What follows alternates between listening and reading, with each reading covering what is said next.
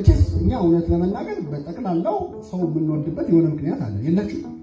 እንዲሁ የወደደን ማምቻ ዓለሙን እንዲሁ እኛ እንዲሁ አለ እንዲሁ ግን ጠላን አጥቶን እኔ ምንም እንዲሁ ሰዓት ደሳት ምንለው በጣም የሚገርም እኮ አስተሳሰብ ነው። እንዲሁ የወደደንን አምላክ እያመለክን እንዲሁ የምንጠላቸው ሰዎች ያዩ ቀለማና ማረኝ።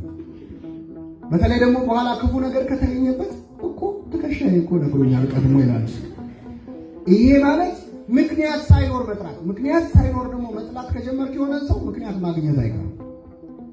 ምክንያቱም አረንጓዴ መነጽር ያደረገ ሰው የሚያየው ነገር ሁሉ ምንድን ነው? ከጠላኸው የምጠላበት ምክንያት ስትሰበስብ ትውላለህ። እኔ እኮ ጠልቼው አይደለም ብዙ ችግር አለበት እያለ ከዛ በኋላ ታጠራቅመዋለህ። ህሊና ዝም ብዬ ጠላሁት የሚለውን ላለመቀበል ሲል ምክንያት ሲሰበስብ ይውላል። ጓደኛ ግን ይላል ጠቢቡ ሲራክ ምን አይነት ጓደኛ ነው? ምክንያት የሌለው ጓደኛ።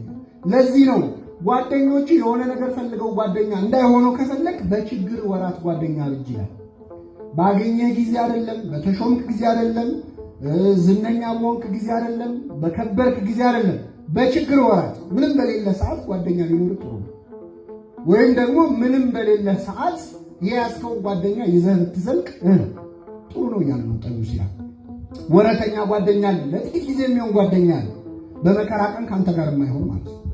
ስለ ማዕድ የሚወድህ ጓደኛ አለ፣ አብረው እንድትበላ እንድትጠጣ የሚፈልግ ለግብዣ ለምንህ ብሎ የሚወድህ ጓደኛ አለ። ያ ሲቀር የሚቀር ጓደኛ አለ። በተሾምክ ጊዜ ደግሞ በጣም ይገርማቸዋል። በተሾምክ ጊዜ ደግሞ ጓደኛ ይሆናል፣ እሱ ደግሞ እንዳንተ ይሆናል ይላል። በደንብ አስተውሉ። እንደማይሆነ ጓደኞቻቸው ሲሾሙ ኩፍስ የሚሉ ሰዎች ምን አገናኝቷቸው? ባለቤቱም መኮፈስ የለበትም በመሰረቱ። ግን አንዳንዴ ሰዎች የሆነ ጓደኛ የኔ ምናምን ቢሉት ሰው ከፍ ሲል እነሱም እንደነሱ መሆን ጀምር፣ እንደዛ ከፍ እንዳለው ከዛ ንግግራቸው ይቀያየራል። አረ እንኳን ጓደኛ ተውት፣ የሆነ ታዋቂ ሰው ጨብጬ መጣው ብሎ ሰው እንዴት እንደሚወጣጠራጠር እሱ ሰፈር ከተወለደ ራሱ ነው አይደለም። እኛ እኮ ሰፈር እኮ እዚሁ እንትን ሲል ያደገው ይገርማቸዋል። የጌታ ወንድም የተባለ ሐዋርያ አለ ቅዱስ ታዲዮስ ወይም ይሁዳ። የጌታ ወንድም መሆኑን ሌሎች ወንጌላውያን ሁሉ ጽፈዋል። እሱ ግን መልእክት ሲጽፍ የጌታችን የመድኃኒታችን የኢየሱስ ክርስቶስ ባሪያ የሆነ ይሁዳ ነው። ምን የሆነ ይሁዳ? ባሪያ። አንድ ቤት ያደጉ ከክርስቶስ ጋር መግባባት ያናንቃል። የወንድሜ እኮ ነው እሱማ ማለት ይችላል። ግን የኢየሱስ ክርስቶስ ምን አለ?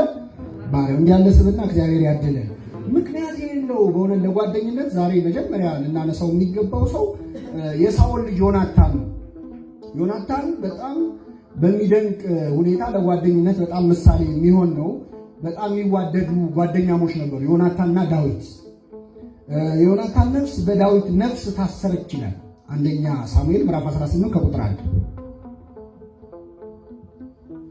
አንደኛ ሳሙኤል ምዕራፍ 18 ከቁጥር 1 ላይ የዳዊት ነፍስ በሉስ የዮናታን ነፍስ ይቅርታ፣ በዳዊት ነፍስ ታሰረች። ምን ነው የታሰረች? በምኑ? በነፍሱ ነው። በጥቅም ነው። ዮናታንና ዳዊት በጥቅም ተሳሰሩ አይደል? በሌላ ጉዳይ ተሳሰሩ አይደል? በምድር የተሳሰሩ በፍቅር ነፍሳቸው ነው የተሳሰረችው። እንደዚህ መተሳሰር ያድነን እግዚአብሔር። መጽሐፍ ቅዱስ ላይ ይህንን ቃል ሌላ ቦታ የምታገኙት ያዕቆብ ስለ ልጁ ስለ ብንያም የተናገረው ቃል ነው። የያዕቆብ ነፍስ በብንያም ነፍስ ታስራለች የሚል ቃል ታገኛላችሁ። የነፍስ መተሳሰር ማለት የጥቅም መተሳሰር አለ። ዮናታን ዳዊትን በጣም ይወደው ነበር። እንደሚወደው የምታውቁት መጀመሪያ ሁኔታውን እንድትረዱ ዮናታን የንጉሱ የሳኦል ልጅ ነው። የንጉሱ የሳኦል ልጅ ነው። መጀመሪያ ቀን የተገናኙት ዳዊት አንድ ጦርነት አድርጎ ድል አድርጎ ሲመጣ ነው። ዳዊት አስደናቂ ውጊያ አድርጎ በአስደናቂ ሁኔታ አሸንፎ ነበር። ማንን ገሎ ነው የመጣው? ጎልያድን በምን በጠጠር ገሎ ልክ ሲመጣ ንጉሱ ቢቀረበ ሳኦል እዚህ አለ፣ ልጁ ዮናታን ከጎኑ አለ። ደስ አለው ሳኦልም ህዝቡም ደስ አለው። ጎልያድን ያህል ሰው በጠጠር እግዚአብሔር ኃይል ሰጥቶ ስለጣለ ደስ ብሏቸዋል። ያን ቀን ነው የተያዩት እና ዮናታን ይላል ባየው ጊዜ ነፍሱ በዳዊት ነፍስ ታሰረች። ወደደው። ወዲያውኑ ካባውን አውልቆ ሰጠው፣ አለበሰው፣ ጋሻውን ሰጠው፣ ጦሩን ሰጠው። የንጉስ ልጅ ነው እሱ፣ ልዑል ነው። እሱ ግን የእረኛ ልጅ ነው፣ ምንም ስልጣን የለውም። እዚህ ግባ የሚባል አለ። ከደረጃቸውም ስታዩት የንጉሥ ልጅ ብዙ ጊዜ ጓደኛ የሚሆነው ከምን ጋር? ከደረጃው ጠብቆ አይደለ? አዎ የባለጸጋ ልጅ ከባለጸጋ ጋር። ዳዊትና ዮናታን አይገናኙ። እረኛ ነው ዳዊት፣ ዮናታን የንጉሥ ልጅ ነው። ፖቴንሻሊ ሊነግስ እየተጠባበቀ ያለ አልጋ ወራሽ ነው ዮናታን። ግን ወደደው፣ ገና እንዳየው ወደደው። በጣም ብዙ ዋጋ ከፈለ። በጣም የሚገርማችሁ ሊጠላው በጣም ይገባ ነበረ። እንግዲህ ሳኦል በጣም ገና ከመነሻው ነው የዳዊት ነገር ያልጣመው። ለምንድን ነው ካላችሁ ልክ ጎልያድን ድል ነስቶ ሲመጣ ሴቶች መዝሙር ዘመሩ፣ ዘፈን ዘፈኑ። ያው መዝሙር ላድርገው ብዬ ነው። ምንድን ነው የሚለው? ሳኦል ሺህ ገደለ፣ ዳዊት እልፍ ገደለ፣ 10 ሺህ ገደለ። እቺ መዝሙር በጣም አስቸጋሪ መዝሙር ነች በነገራችን። ከዛ በኋላ የዳዊትን ሕይወት ብልሽት ነው ያደረገችው። አንዳንዴ ሰዎችን በማወደስ ምክንያት አመስጋኝ አማሳይ ይባላል። በሩሲ አመስጋኝ አማሳይ፣ አማሳይ ማለት አጥፊ ማለት ምን መሰላችሁ? የሆነ ሰው በማመስገን እንዲጠላ ማድረግ ይቻላል። እኔ አንዳንዴ ሰዎች ሲያመሰግኑ ዝም ብሎ ማመስገን እየተቻለ በተለይ ሀገር ምንም ነገርን ስናመሰግን ሌላ ነገር ካላጣጣለን አንችል። እንደሱ ያለ የለም ከዚህ በፊት እንላለን። ስለዚህ ከዚህ በፊት ያሉት ሁሉ ያንን ሰው ምን ይሉታል? ምን አለ ጥሩ ነው ብትሉ ዝም ብሎ እኔ በዓልም ሁሉ እኮ ነው በነገራችን የዛሬው በዓል እስከ ዛሬ ከተከበሩት በዓሎች ሁሉ ምን ያለ ነው? ምን አለ በዓሎቹን እንኳን ባናፎካከራቸው በቃ ጥሩ ነው አይባልም። እና አንድ ነገር ለማብራት ሌላውን ማጥፋት ያስፈልጋል አያስፈልግም። ዝም ብለው ዳዊት እልፍ ገደለ ብቻ ብለው ቢዘምሩ ጥሩ ነበር። ግን ሳኦል ሺህ ገደለ የሚል ቃል ጨምሮ ሰው ሲመሰገን ሰምቶ ከሱ የበለጠ ከፍ ሲደረግ ሰምቶ ምንም አይነት ስሜት አለመሰማት ደግሞ በጣም ራስን የማወቅ የሆነ ደረጃ ይፈልጋል። ሳኦል ደግሞ እንኳን ራሱን ሊያውቅ የተረበሸ ሰው፣ ርኩስ መንፈስ የሚጫወትበት ንግስናው በጣም ባለፈው ሳምንት በጥቂቱ አንስቼዋለሁ። በመንገሱ ኮንፊደንስ ያልነበረው ሰው 30 ጊዜ ነው የሚቀባው። አንዴ ዕጣ ይወጣለታል፣ አንዴ ሰው ተሰብስቦ ይነገርለታል። አህያ ጠፍቶበት ሲፈልግ ነው መጥቶ የተሾመው። እግዚአብሔርም ብዙ ደስ ብሎት እንዳልሾመው ያውቃል። የተበጠበጠ ህይወት ያለው ሰው ነው። እንዲሁም ደስተኛ አይደለም እንኳን የዳዊት መዝሙር ተጨምሮ። ስለዚህ ጠላው፣ ሊገለው ይፈልግ ነበር። በደንብ ማስተዋል ያለባችሁ ሳኦል ከነገሰ በኋላ ሲሞት በፈንታው የሚነግሰው ማን ነው? አቤት ዮናታን፣ ቀጣዩ ንጉሥ። ዮናታን ግን ዳዊትን ይወደው ነበር። ልጥላዊ ከዮናታን የተሻለ ዳዊትን ለመጥላት በቂ ምክንያት ያለው ሰው። አባቴ ሲሞት ሊነግስ ነው ይሄ ልጅ ብሎ ሊጠላው ይገባ ነበር። ግን ይወደው ነበር፣ ይጣላለት ነበር። ሳኦል በገና ደርድርልኝ ብሎ ይጠራዋል።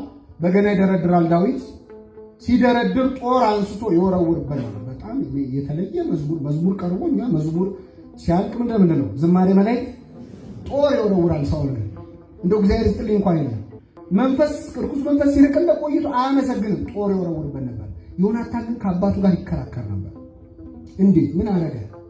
ምን አጠፋም? እንዲህ አድርጎ ከክፉ ነገር አላዳነንም?